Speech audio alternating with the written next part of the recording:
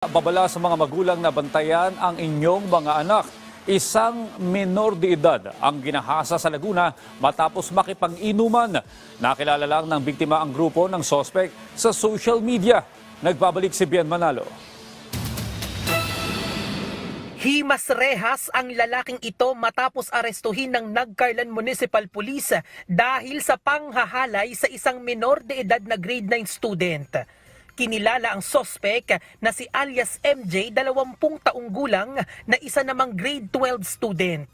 Sa investigasyon ng mga pulis, June 14 ng kasalukuyang taon nang makipagkita ang biktima kay alias Algrej, kaibigan umano ng sospek na nakilala lamang nito sa social media. Nagkayayaan umano ng inuman ng mga ito sa isang parke kasama ang hindi bababa sa 7 kabataan. Hanggang sa nagpasya na ang biktima na umuwi madaling araw ng June 15. Pero sa halip na ihatid ng sospek sa bahay ang biktima, ay dinala muna umano niya ito sa kanyang bahay. Nung nadama nung biktima na siya'y lasing na, nagpahatid po ito sa suspect na siya'y umuwi sa kanilang bahay sa Diliw, Laguna.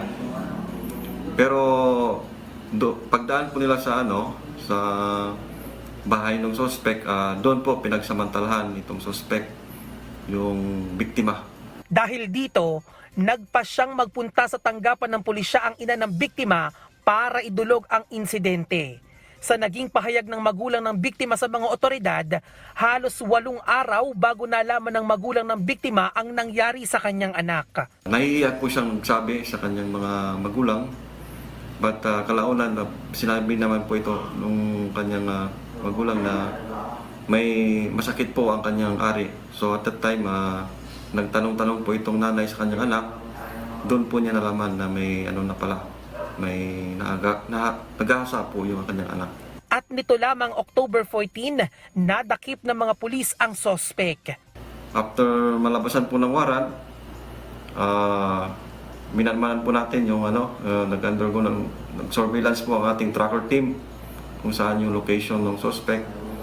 Then, sinerve po natin yung warrant para maaresto itong suspect. Mariin namang pinabulaanan ng sospek ang akusasyon laban sa kanya. Hindi ko naman po talaga in-rape. Ang lang po, minor nga po, kaya wala pong laban talaga. Yung kaibigan ko po ang kasama nun.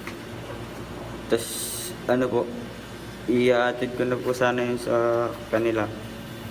Tapos narinig niya pong mag-i-stroll po kami. Tapos sabi ko, ihatid ko na po. Sabi niya, wag ko na daw po muna siyang ihatid at sasama daw po siya sa pag-i-stroll namin. Magsisisi po dahil wala naman po talaga akong ginagawang masama eh. Kaya nga po hindi po ako nagtatago kasi alam ko po sa sarili kong wala akong ginagawang masama. Nagpaalala naman ang pulisya sa mga magulang na bantayang mabuti ang kanilang mga anak para maiwasan ang peligro. Nasa kustodiya na ng mga pulis ang sospek na nahaharap sa kasong statutory rape. Bien Manalo para sa Morning Show ng Bayan, Rise and Shine, Pilipinas.